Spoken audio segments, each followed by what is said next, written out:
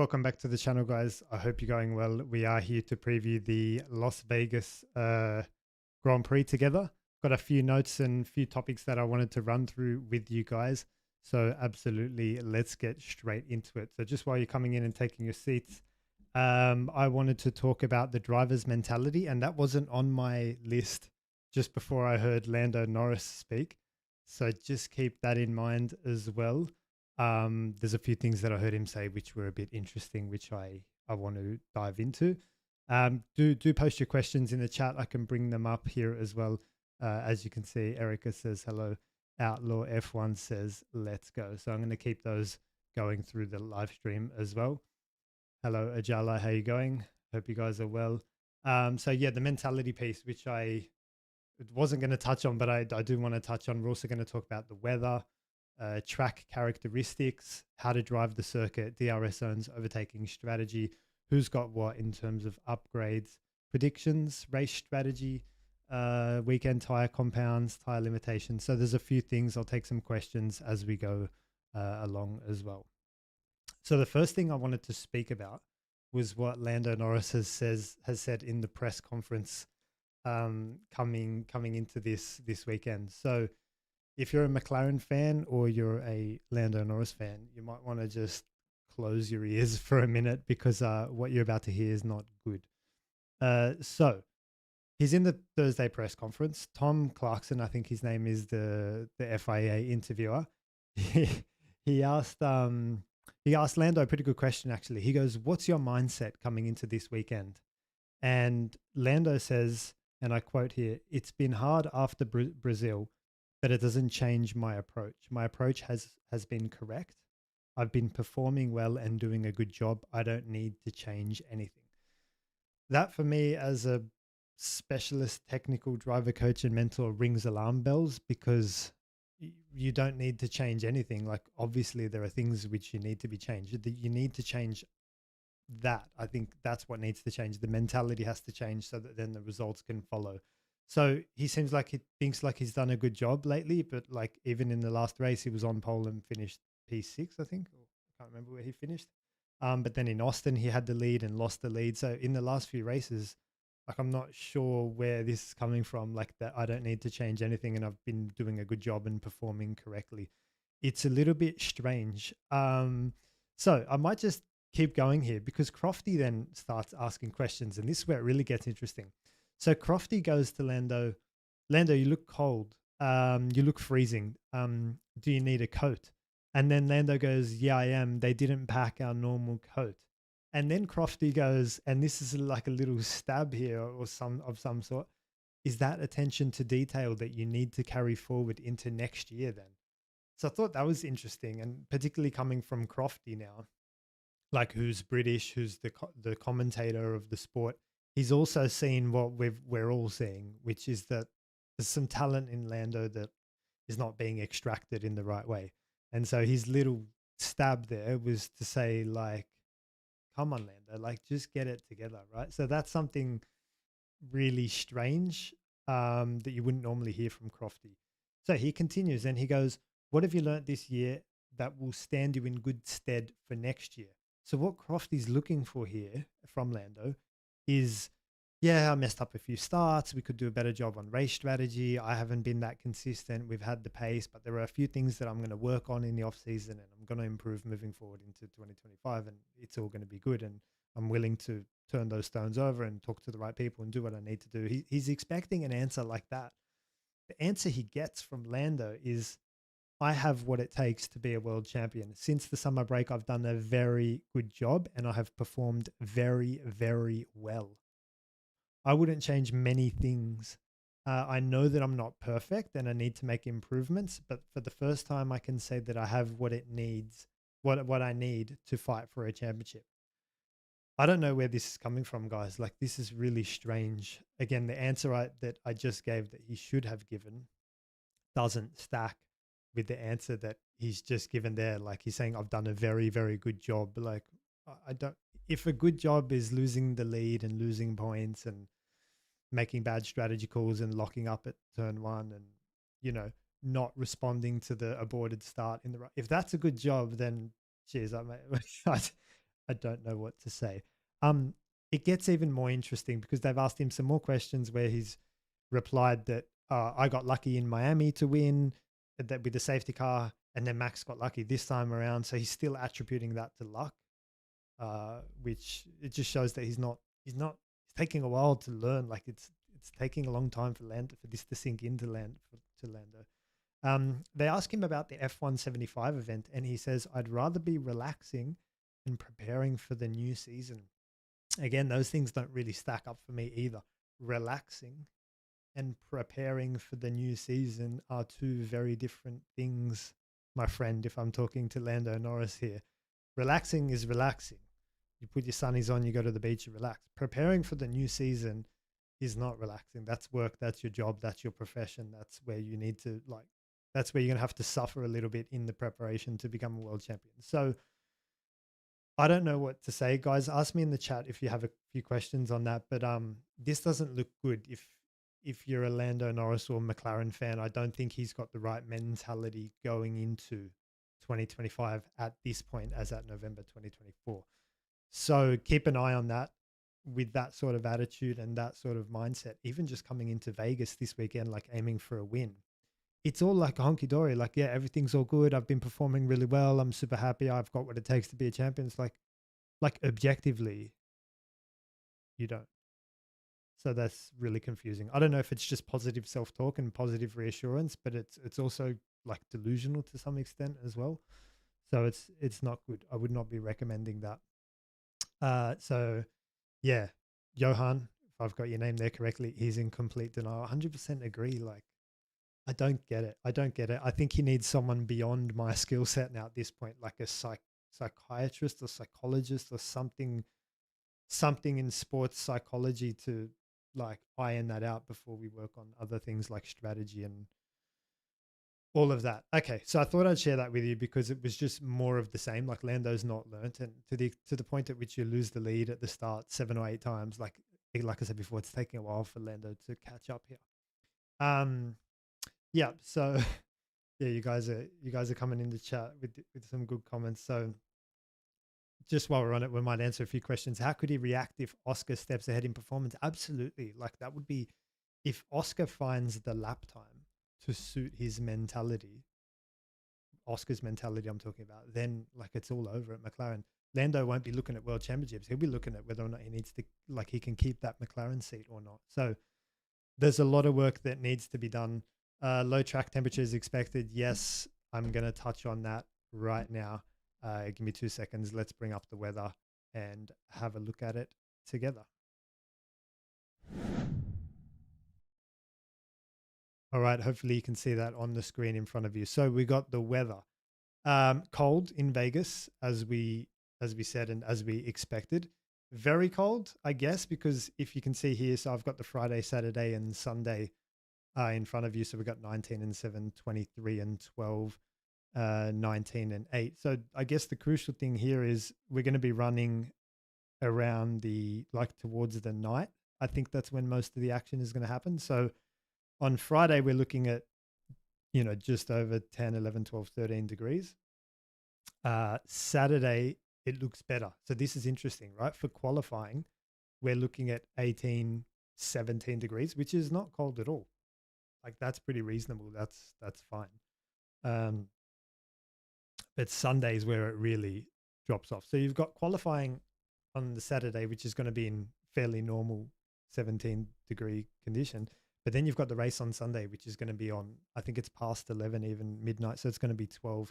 So that's going to be the difference. Also, they're practicing in cold weather as well. So I think it's good in terms of what they practice on the Friday is going to be representative on Sunday, but qualifying's where I think they'll be fine in terms of grip level. So let's just start to talk about like what that potentially means then. So with a cold track, obviously you've got to get heat into the tires. How do you do that? Well, you can increase the pressures, but you might not want to do that because the track's heavily mechanically dominated. So if you increase the pressures, you're going to lose mechanical grip. There's not many high-speed S's or sets of like heavily loaded corners where you can generate the tire temperature. So one area I'd probably focus on is brake temperature. If you can generate brake temperature, keeping in mind the brake is embedded inside the hub itself, then that's going to bleed out into the tire, the core carcass of the tire, and get into tire temperature. So that's something you can do, is just drive around with the brakes like a little bit on, wind the brake balance all the way to the front, hold your foot on the brake, and then add the steering load in. So the brakes are going to help warm the situation as well. You need to do that because we haven't got the corners on the Vegas circuit in order to help generate that temperature. So that's something I'd be definitely recommending any drivers that I had, would be to hold the brakes a little bit and just ride them a little bit, if that makes sense, and then try to generate front tire temperature and front brake temperature. That's going to be crucial. I'm not sure if anyone's going to do that, but that's how I'd be tackling the weather and how I'd be tackling the situation of cold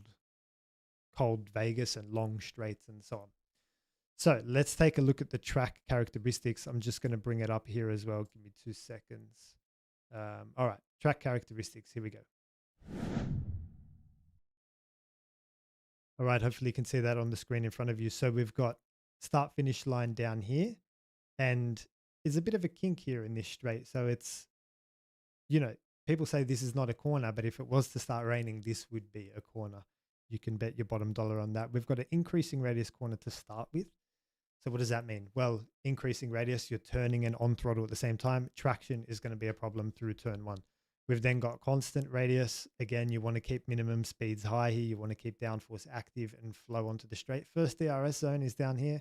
Not much of an overtaking opportunity. It's really just to keep you in touch with the car in front. And then we've got heavy braking, 90-degree right-hander, Baku style stuff happening here. And then we've got decreasing radius into a chicane. So a bit of technical corners there. 90-degree left, traction is important. Very slow speed. I'm going to touch on the speeds in a minute here as well, but really slow speed coming out of this left-hander where downforce is not active, and that's the most important thing. This is where Lando lost it in the race with the full tank, high fuel. The car bottomed out through this high-speed section here. It's normally flat, but in the race, I guess he didn't make adjustments for that. And this is probably the most challenging corner on the track because there's still a bit of curvature while you're turning and braking at the same time. And the wall is here. Like, yeah, this is where Leclerc went off a few times. He also went off in a sim race here. So it's tough to find the braking point here. You do need to brake gently initially to start with. We're going to talk about some of the driving techniques as well. And then we've got the big, massive straight. This is where the second DRS zone is and all of the overtaking opportunity is going to happen before a little final chicane and a run onto the straight. So this is the most important thing that I wanted to show you guys, was Formula One cars work with speed and downforce. So up here, where you see like down the back straight, where you're braking from 347 kilometers per hour, like you're all good. There's nothing to worry about. You can hit the brakes pretty hard and like the car will, it's very unlikely you're going to lock up at that speed. You've got so much downforce from the front at that speed. But have a look at the minimum speeds. That is the cornering speed at turn one. And this is Max's qualifying lap last year, guys. So these are very low minimum speeds. So check this out. 112 through turn one. 110 through this tight 90-degree right-hander. All this Mickey Mouse stuff over here. We've got less than 100, 99. And what else have we got? 98. 103 and 98 as well. So really low minimum speed. So what does that mean, guys? That means downforce is not active when you go to get on the throttle out of turn one, out of turn four, out of turn 5 and 6 and 7, 8, 9. When you go get on the throttle, you have to be super progressive. So like if you want to see how Max was getting on the throttle, you can see like it's just taking time to get the throttle there, right? So that's the sort of thing you'd be looking for. Another classic case of that is going to be the throttle out of here. Yeah, again, it's taking Max a little while to get on the throttle. So this is where the Ferrari is going to be strong, and we're going to talk about that in a minute. But let's just talk about how we're going to drive this circuit. So it's really about the braking. Honestly, it's about progressive braking input. I think Sergio will go okay here because it's like Baku. It's low grip, lots of straights, high speed. Initial braking application has to be progressive and moderate. And so I think Checo will go well here. He's obviously like, even out of turn one, like the way you apply the throttle here has to be gentle. So these are the sort of things that I'll be looking for. And like if he doesn't go well here, like Jesus, like what's going on with Checo? So progressive inputs, progressive braking, progressive throttle introduction, progressive steering as well. Don't ask the car too much at once because it just won't be able to deal with it. So very different to a Singapore or a Hungary, those high downforce tracks where the wings are up and you can really get stuck into the brakes, or even an Imola, for example, where you can attack the track and attack the curbs and attack the chicanes. You can't do that here. You just got to sit back and just enjoy the ride in a way, just brake gently and so on. So there's a few places where you could potentially brake hard, like into the final chicane, for example, or maybe down this straight. But for the rest of it, you're going to have to be pretty gentle. So the DRS zones we've already touched on, one down here and one down here as well. And probably that's going to be your only overtaking opportunity therefore as well. Let's take a few of your questions. If you have any, hey, old track looks like Bluey. What's Bluey? You're going to have to fill me in. Is your accent from Wollongong? Because you sound like Alexander, Alexander Volkanovsky. I'm not sure who that is. No, I'm not from Wollongong. Papaya rules weekends might help Oscar in his quest for a no error quali. Yes, absolutely. Potentially make or brace for Franquito. Looking forward to the weekend. This is a good point, guys. So let me just come off this. So with Franco, I mean, it's a street circuit. So he needs to do what he didn't do in Baku, which is stick it into the wall in practice. Street circuits, you have to build up for it. Have a listen, build up to it. Sorry. Have a listen to Fernando Alonso's interview on the when they just landed in Vegas. He's like, no, I don't want to do no mistakes. I want to build up to it. I want to just feel the track out. I want to see the grip level and just stay alive. And it might be safety cars. He's got that mentality. Like, I just want to get into it. I'm not going to try and set the record, like the world record, on fire. So this is what Franco needs to do. So make or break for Franquito. Yes, he's going to need to like be a little bit tranquilo here and just take it easy because it's a track that's going to make you look silly. So build knowledge, build foundation, build confidence, build experience, work on the setup, let the track clean up. This is a cold night in Vegas, dusty situation. Just chill out, mate. Maybe put some soft tires on to start with and just like go around. So if you put the heavy fuel in the hards and you go out when the track's dusty, well, the chances of you sticking it in the wall are high, right? Outlaw F1 in the news about the floorboard. Some teams put a screw or plate there that ensures the floorboard does not wear, therefore the car can be lower. Interesting. Okay. Didn't know that. Ferrari trick is banned, so I think in the low speed corners, the strong, yeah, so they cannot lower the floor. Okay, so a bit of talk about the floor. I'm not sure what's happening there, but we are going to get onto upgrades now. So I think Ferrari have got a new front wing, if I'm not mistaken, or some sort of addition to the front wing. I think that the Ferrari is going to work well here, hence the thumbnail of this video's Leclerc. I think the Ferrari is going to work well. So we're talking about Monaco, which is mechanical grip situation. The Ferrari performed very well there as well. We're talking about Baku, where Charles got pole, and he's obviously good there. So I think Charles and the Ferrari, it's going to suit them. They've got this little mini turbo situation happening where they get better traction out of these slow speed corners that we saw before, where downforce is not active. So I'm looking for that sort of thing. The question will be really, can Carlos like get in there? So in Mexico, like he did a good job. But then in Singapore, he went missing. He was in the barriers. So like Carlos is very up and down. So we need to see him do a good job here this weekend if the car is good. Like it can't always be just Charles fighting for the win like it was in Baku. It was just Charles fighting for the win. So let's see if Carlos can get on with it. But yes, Ferrari do have a new front wing here. What else have they got? They've got the Monza rear wing. Charles won Monza, so that's not too bad. Apparently VCARB have got the Red Bull suspension coming to the rear.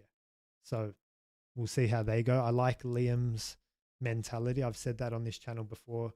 He's got that champion's mentality. I think he said like, I'm not here to make friends. I'm here to win. And he flipped the bird coming past someone in Mexico. You guys are going to have to remind me in the chat. But he's got the right mentality, and the VCARB is getting new suspension for this race. and it's Red Bull's last upgrade as well. So they'll bring a few bits and pieces. Just while we're on mentality and what drivers need to do, I think Max needs to be careful here as well. This is not like coming off the amazing drive in Brazil. Max just needs to get some points. Like if that's fourth or third or second, like who cares at this point? Like just collect some points, go to the next one. If I was Max, I wouldn't be worried about trying to win the championship here and now. It's not necessary. And it could, like if he's fighting for a win with Leclerc or something, they come together. It could just ruin things. It could just delay. It could just put unnecessary pressure going into Qatar and Abu Dhabi. So if I was Max, bring home some points. If it's a P3, a P4, a P5, a P6, a P2, anything other than a P1 is good at this point. So that would be my mentality if I was Max. All of the hard work has been done already. We don't need to go out and win races. Now, that's not the way Max Verstappen is wired. So let's hope he doesn't come together with anyone. Okay, so we do need to talk about some previous compounds and strategies. So let's bring up the 2023 nominated compounds for this track, and then we're going to put that alongside with the 2024 compounds. All right, hopefully you can see that on the screen in front of you. So we've got here the 2023 compounds. So if you look here, these are the ones that were brought last year. Where is USA, Austin, Miami? Where's Vegas? Why is it not on here? Not sure why it's not on here. Let's have a look at 2024 then. There we go, USA, Las Vegas. So we've got the soft tires that you can see here. So it's the C5, the C4, and the C3. Now that makes sense because there's no grip here, basically. So we've got the softest compounds of tires. So you would think then that these are going to wear out and potentially two-stop situation. I don't think so. You know, Mexico had the softest compounds. I think they did a 1 there. Yes, 1 was the play there. Italy, Charles won on a 1-stop. Azerbaijan was a 1-stop as well. Hungary, I don't remember. Obviously, Monaco was a 1-stop. You guys are going to have to check me on Hungary. But I think most of these were 1-stop, despite there being the softest compounds in the range. That's my point here. So I'm still thinking 1-stop. I'm also thinking that a new tire is not going to give you that much. Like we saw the track map before, there aren't these S's and heavily loaded corners where if you stick on a new tire, you know, you're going to be taking advantage of some extra grip. Like what are you going to do with a new tire? Like it's not much you can do with it, to be honest. Not to mention it's going to probably come onto the track cold. I know they've got the blankets, but as you cruise down the pit lane, it's probably going to be colder than the set you had on before. So you might be looking at overcut situation, which is very unusual. We'll have to see how it plays out, but it is going to be cold in the race.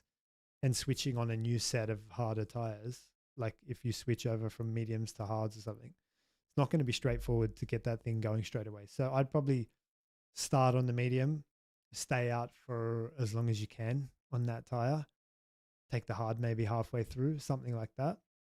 It's weird because it's a low grip track, so you would think you want new tires. It's also fairly straightforward to pass as well. So there's a few things. It's also a short pit lane. Like there's a few things that might point it into a 2-stop. So I'd say if a safety car came out, that's when you want to take the 2-stop. So that brings me on to what happened last year. So hopefully you can see that on the screen in front of you here. Verstappen won. He pitted on lap 16. So he started on the medium, like I said. And then he was probably planning to go all the way to the end. But then a safety car came on lap 26 and they're like, you know what, why don't we just take a new set for free cost here. So that's the sort of thing we're looking at. Although I do think lap 16 was too early. It wouldn't have been like I can't remember what happened in terms of was his tires dead or whatever. But I would do something more like what Leclerc did. I'd try to get that medium further into the race, try to take advantage, because look, if you can get that to 26, bang, there's your safety car. You know, you pit for the hards, you probably take the lead at that point. So that's what I'd be looking for in terms of race strategy. Who can hang on to that medium for as long as possible and find that safety car, that mid-race safety car, and do a one-stop that way. So I'd be trying to carry the medium as deep as possible, try to catch that safety car if it comes out between lap 16 and lap 30, something like that. Amazing, I'll take it. Now, if someone retires or like engine failure or something, they're going to have to pull off on the side of the track. It's going to be a virtual safety car of some kind. So it's worth staying out there. I'd be staying out there. So I'd be doing a one stop, starting on the medium, see what happens.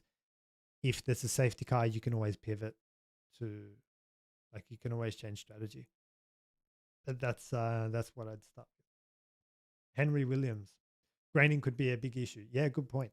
Good point. So let's talk about graining and what is graining. So graining is when the surface is hotter than the core.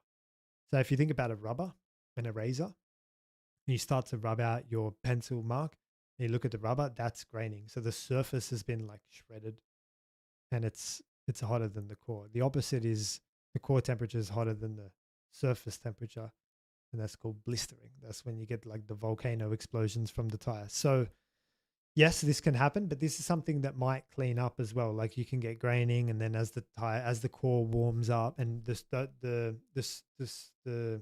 surface temperature is here and the core temperature is here, and you get graining. But as the core temperature meets and they match, then the graining goes away. So yes, it could be a thing here with the cold temps. Absolutely. Yeah, I'll take a few questions while we're here.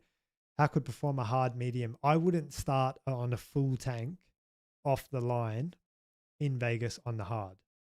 Like, I think you're not going to get much grip. You're probably going to go backwards pretty quickly.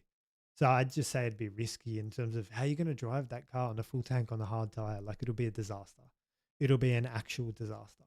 So that's why I'd start on the medium, is to try and stay alive and compete off the line and compete into turn one and have some sort of grip with the heavy fuel.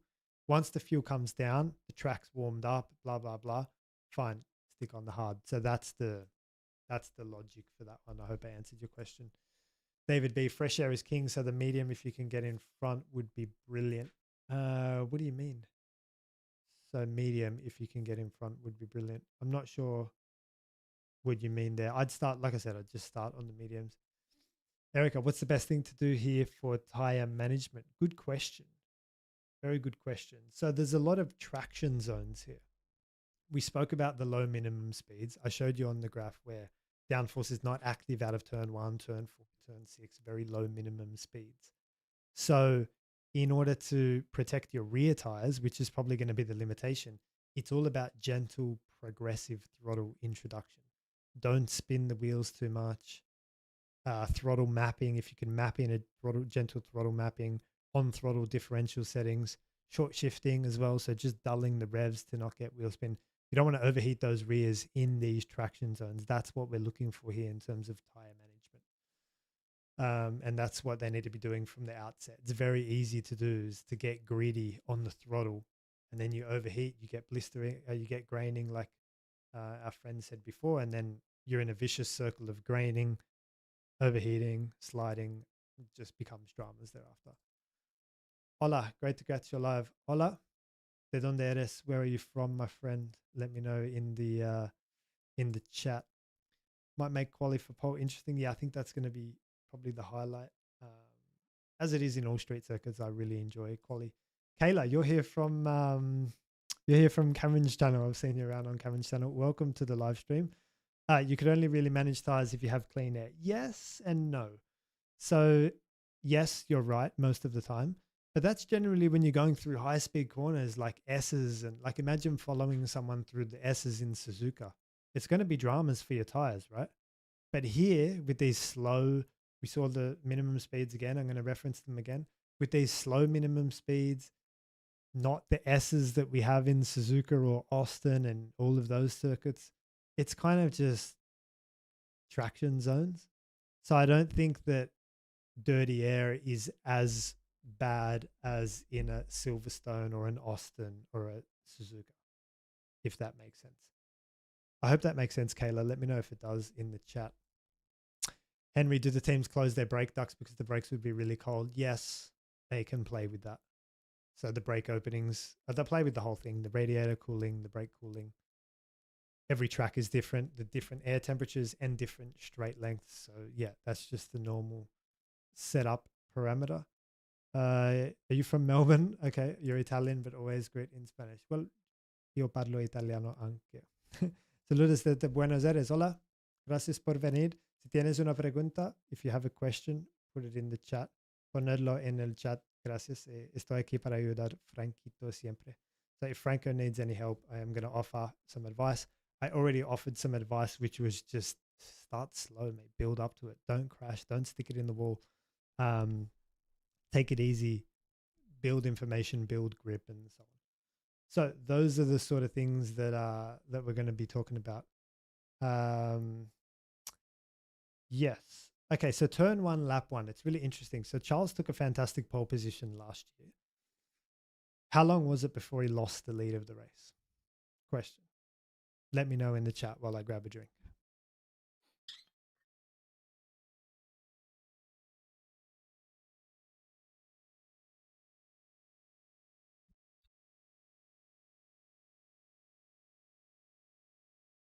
Kayla, 100% makes sense. Any teams with big upgrades this weekend because Vegas is a tricky track. Yeah. I just ran through the upgrades before. So Ferrari have got a new front wing, V-Carb have got a new rear suspension, and Red Bull have their final upgrade as well. Old mate turn one, yes, exactly. So how long did Charles take to lose the lead? He lost it at turn one. So we speak about turn one, lap ones is so important. Max got up the inside of Charles at turn one. Like if you're on the pole, you need to shoot across to the inside, defend your position, get to the apex first, control and manage the corner. That's the sort of things that I'm always looking for off the line because the pole sitter gets given the racing line and second place gets given the inside. So you want to trade pole position for the inside. The inside is more valuable. I know we're talking about who's first to the apex and who's ahead at the apex and all that. No, trust me, the inside is more valuable. Shoot across, cover off Max or whoever's there, and like, old mate got the apex, Max got the apex, yeah, exactly. So get to the inside, get to the apex first, compete for the inside. That's what needs to be done. Turn one, lap one, which is what I'll be looking for here. And it's amazing that like these drivers aren't aware that if Max has half a gap, he will go for it. Luis Felipe lo dijo que Windsor del estilo de Franco. What are you saying? Windsor is supporting Franco? Lo de la banda de buscando de Franquito buscando info. Yep, exactly. That first corner, the Max got a penalty. Yeah, the overtake was off track and it was the same stuff, but Charles went off track as well. So it's the same track limits drama that we're going to expect. Okay, so final thoughts, guys. I think I've covered the track characteristics, going to be low grip, low downforce, progressive inputs, how to drive the circuit, the race strategy, start on the medium, one stop, what upgrades we have. Ferrari got a new front wing, predictions. I think Ferrari, like I said, I think it's an opportunity for Carlos to do a good job. Like we know Charles is going to do good. He's good at street circuits. He's quick. He's going to take pole. Like it's an opportunity for Carlos. Get in there, compete, take a win, like fight with Charles. Obviously, that was taken away last year because he went over the drain cover. He destroyed the floor. They gave him a penalty for some reason, and that opportunity to compete for pole was taken away. But this year, I want to see Carlos compete for pole. So that's my prediction is Ferrari will be strong due to their traction and mechanical grip, which this track focuses more on mechanical grip than aerodynamic grip. So I'm looking for that. Tyre limitations, obviously the right rear is going to be the problem. How you can look after that, we spoke about that as well. And who needs to do what? Franco needs to build confidence. Max needs to stay out of trouble. Lando needs to completely change his mentality, I'm sorry to say. But yeah, that's where we're at. So any questions from the floor before we wrap up? I think I've covered everything that I wanted to cover. I'll take a few questions and then we'll wrap.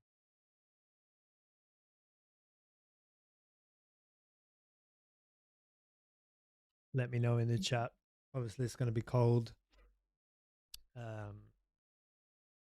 It's going to be dark. It's going to be cold. No rain is predicted.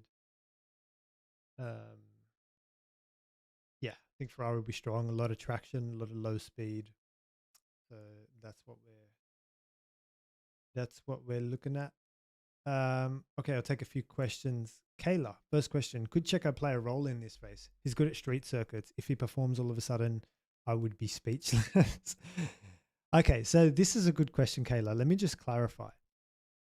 It's hard to bucket street circuits into one category, like someone's good at street circuits. So Monaco is very different to Baku, even though they're both street circuits, from a driving point of view and car setup point of view.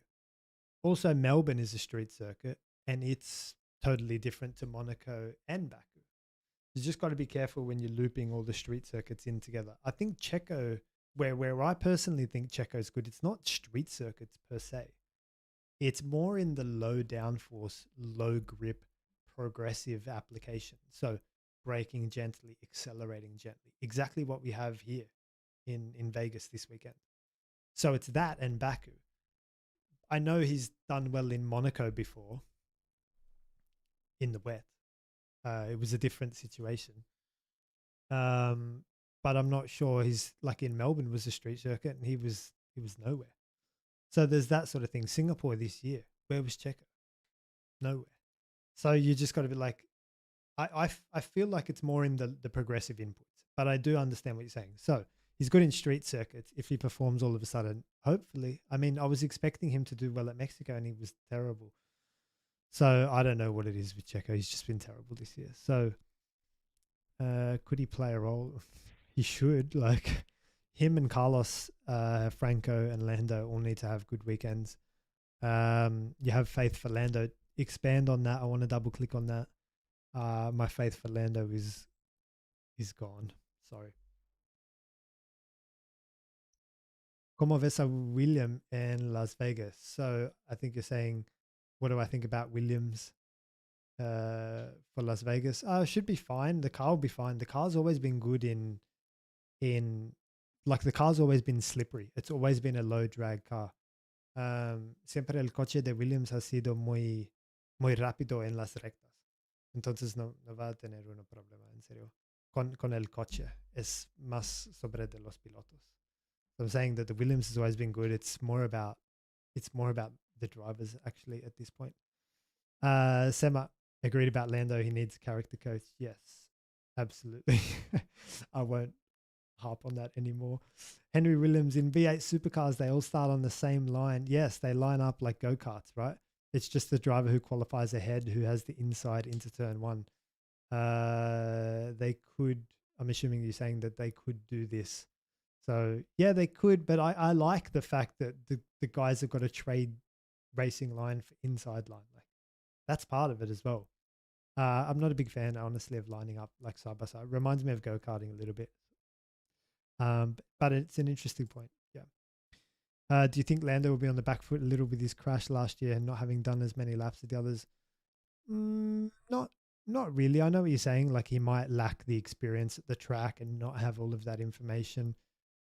But it's a new car, and he's been driving well this year in terms of lap time.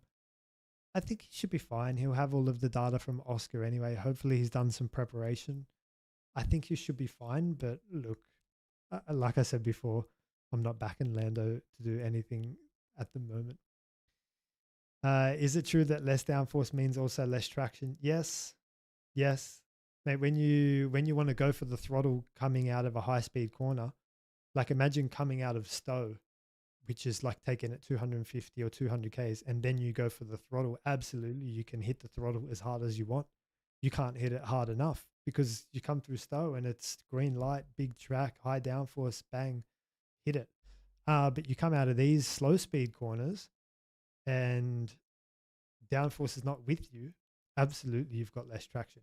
Then not to mention it's cold and it's track surface, it's a street circuit, it's dusty, it's slippery, not to mention all of those things as well. But yes, downforce means the car is less capable in all areas, braking, cornering, and accelerating. Absolutely, yes. Winter said Franco uses too much the back end of the car and needs to address that. I'm not sure. I haven't looked I've seen Franco drive tight lines in Austin, which wouldn't be using the back end of the car, but I haven't seen, like, I haven't paid enough attention to like how exactly. I'm not sure, to be honest. If that's what Windsor said and he's done his homework and research and can show us that, um, then good. But I think Franco's got other issues, right? It's not in the lap time space for Franco. He's quick. Like, he was competing for fastest lap in Austin. So it's not in the lap time space. It's in the mentality space. It's in the I'm here to win. Like what Liam's saying. I'm here to win. I'm here to compete. I'm not here to muck around. Like, I'm not here to take photos. I'm not here to sign autographs. I'm not here to flirt with girls in the paddock. Like, I'm not here to muck around. Like, it's in the mindset for Franco. It's not in the lap time. I think he's fine for that. That's some good Spanish. Thank you. Gracias. Thanos Sophroneo. It's a Greek name, I'm assuming. Hopefully I got that correct. Yeah, but the Williams seems to have a lot of crashes. Is it possible the Williams car is extremely user unfriendly? No, it's fine. The Williams is a good car, mate. The guys crashing it are Alex and Franco.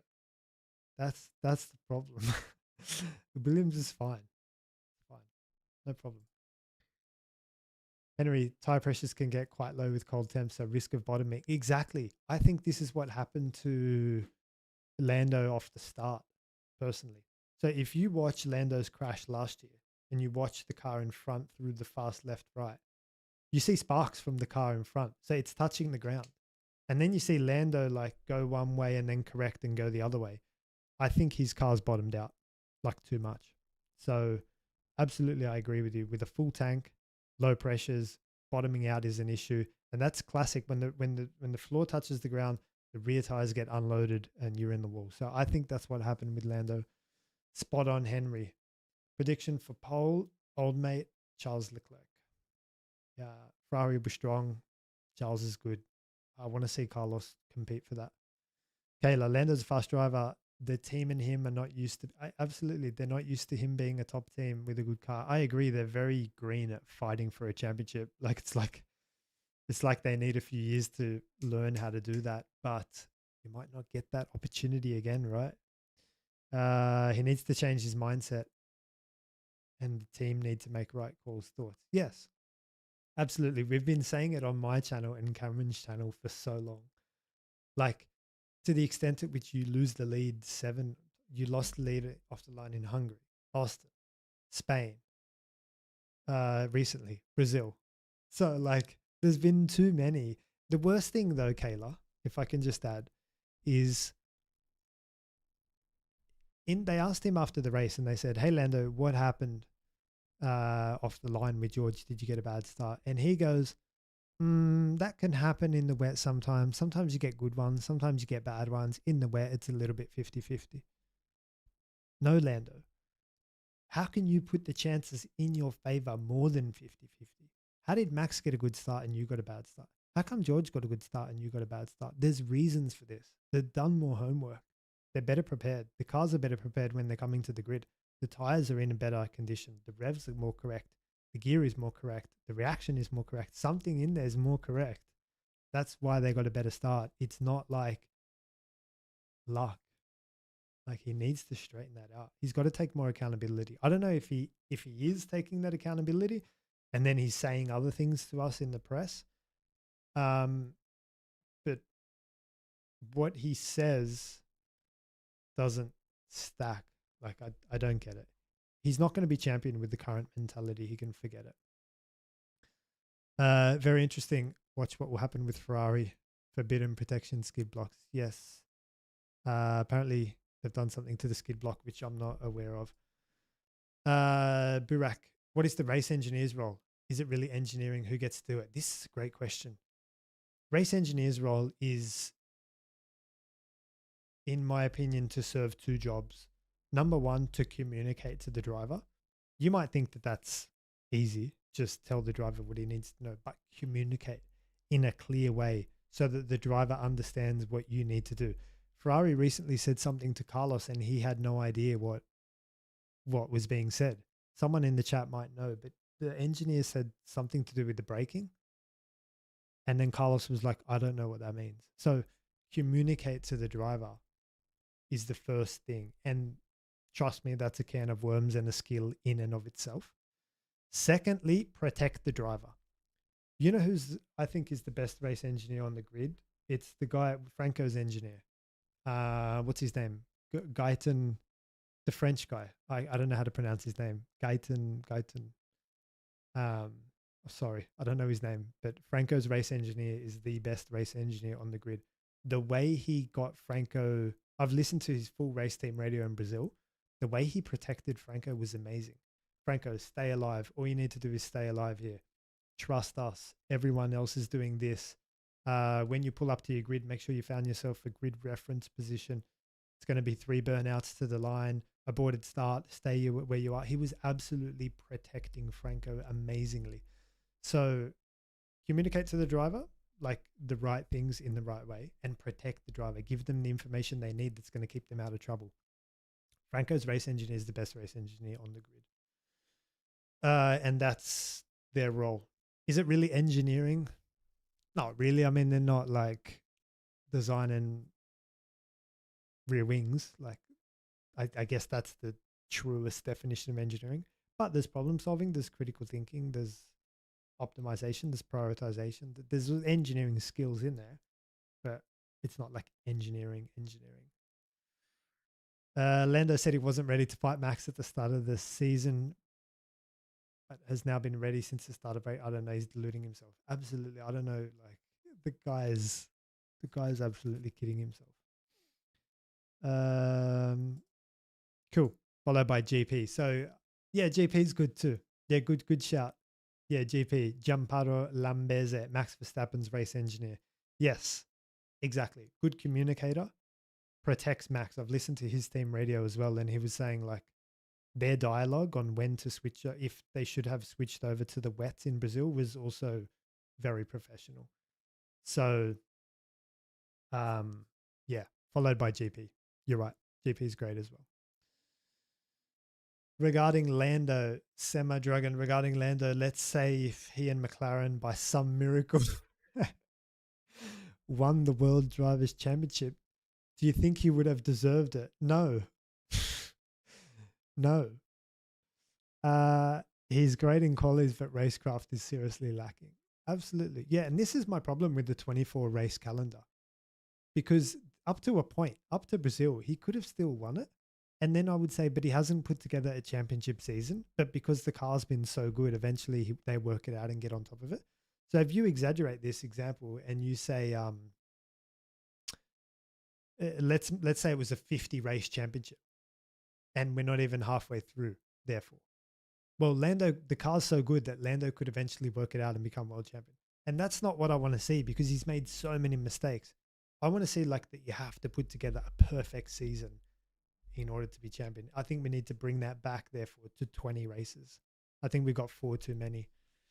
I think the 4 too many that we have are, you guys can debate this in the chat, but I think Mexico's, this year was a good race, but generally it's a crap race. Paul Ricard, I think, needs to go. I don't know if we had that this year.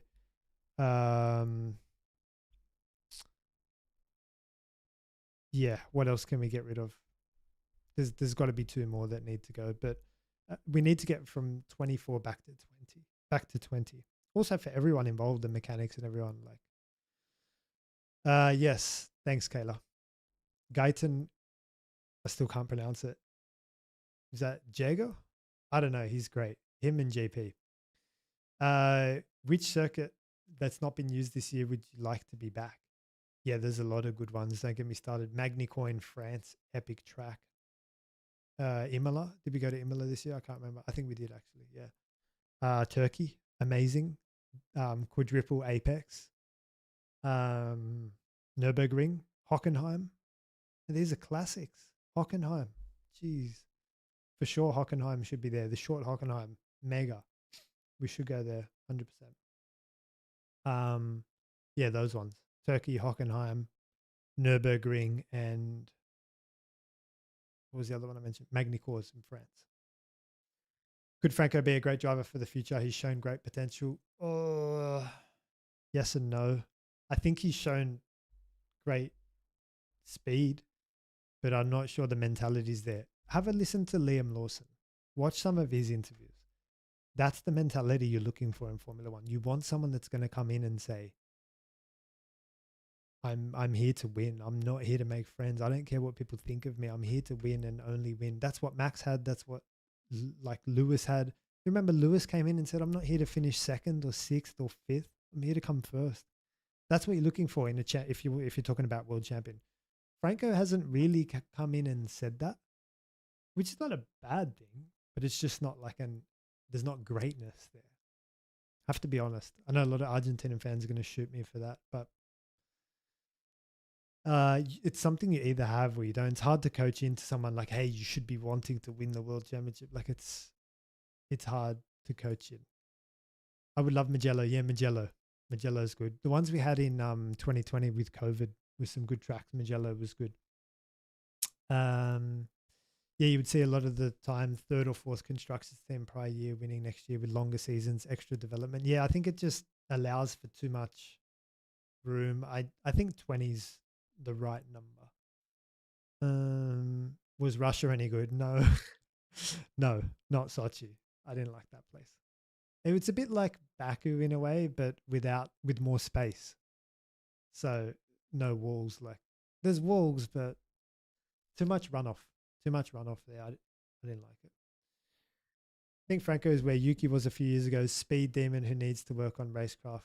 Yeah, there's some work that needs to be done there, just on the mindset side. Like his crash in Brazil was clumsy. The car was good. Alex showed the car was good. He crashed it in quali, crashed it in the race.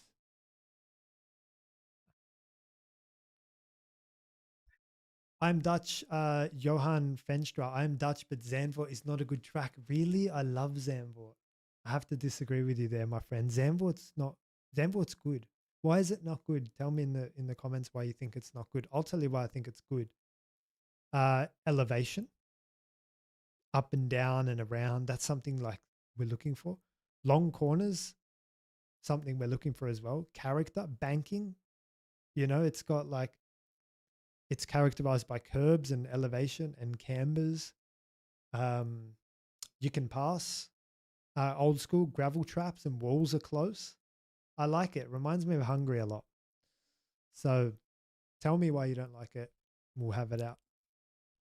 Kayla, thoughts on F1 coming to South Africa? Yeah, I know Lewis is pushing for that. I think he's got other things he should be focused on, to be quite honest. I mean, it'd be great. But then what do we do? Are we up to 25 races now? Or like we're going to have to chop a few if we're going to start bringing in these tracks. Probably they'll be looking at a South America race like Argentina before they do something like this, just with Franco and everything. So, yes, I'm open to it, but what's the track? Is it good? Is it worth having? Is it going to add to the calendar? Is it going to suit all of the mechanics and their families? Is it another triple header? Like, I don't know. Like, do they like F1? There's guys there. I don't know. So yes, if all the critical thinking can be applied and like if it works, like yes.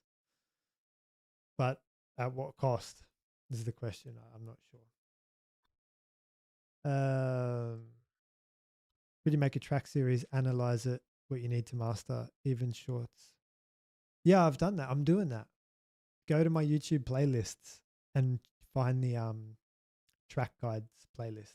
I'm starting to do that, but I'll put it on hold until the season finishes and then I'll pick it up again. Yeah, I've started that. So go to that playlist. What do you think about Max planning a Le Mans future? Yeah. And this is why Max is so good. He's adaptive. He tries different things. Fernando as well. We spoke about this in my most recent video, which was how Max has mastered the new cars and Lando as well, and Lewis hasn't. Because they're adaptive. They're trying different cars. They're always in a new car. He was testing. Max was driving something like, I saw a post. He jumped in some endurance car. I don't know what it was. I don't know the details, but he's just always in something. Fernando's the same. He was going for the Triple Crown, driving IndyCar.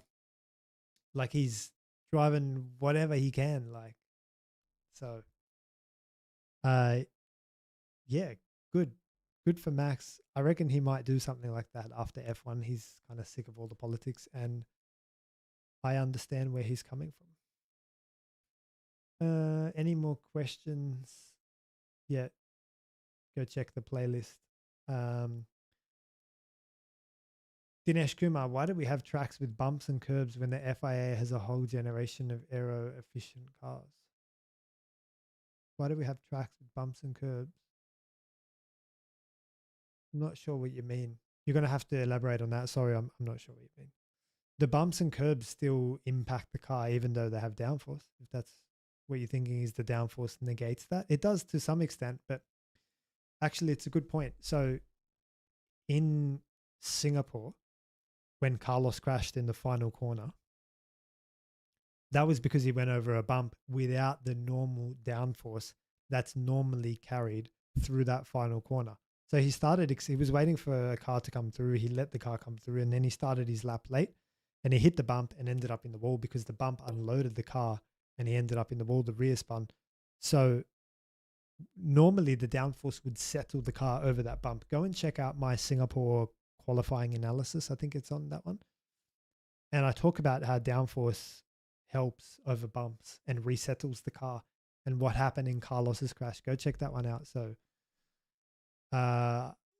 yeah, but we need tracks with character. We need cambers and crests and dips and elevations, and like that's why Spa is so good and Silverstone's so good and Hungary's so good. And I like Netherlands, Monza, chicanes, curbs. We need all those character.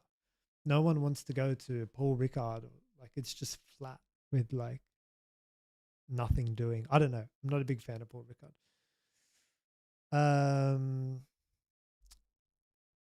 Last question, Henry. Why does riding a curb make you go faster at the track? I thought a curb would slow you down because it's an impediment on the track. Yeah, good question. If you can gain a shortcut out of it, then it's worth it, I guess. Or you can extend the track in some way. Like if you're coming through a corner and on the exit, you've got a nice big curb, well, you can keep your foot flat. Like you can run out onto that curb. It's extra width, extra track width. Can be extra track width on the exit, can be extra track width on the entry, or you can shortcut the corner curb itself. So like in a chicane, for example, you just climb the curbs. It's like shortcutting the way through. If you had to go between the curbs, you're driving the longer way around. So it depends on the profile of the curb though. If they're too big and aggressive, then yes, to your point, it'll slow you down. Like it'll upset the car too much. Like the final chicane in Suzuka is getting a bit borderline. But if they're nice and flat, like the entry curb into turn 1 Austria, yeah, the guys are all over it. Extra width, free width, final curb, final exit curb in the final corner in Austria, same thing. They're all over it. Extra width, more speed you can carry out to the outside. So thank you guys for your questions. I hope I previewed the race well. Look for the one stop, look for Ferrari, look for who builds a weekend, who stays out of the barriers. Look for whoever goes in the barriers is a little bit inexperienced, I guess. Like to keep an eye out on practice and see what happens there. Look for the difference in temperatures between the cold qualifying, the warmer qualifying and the cold race. Look to see how that impacts things. Look for tire warm up. Look for who's using the brakes. And yeah, that's about it. As always, I'll be doing my post practice, quali, and race updates as well. So if you haven't subscribed to the channel, please do so. And I look forward to seeing you there.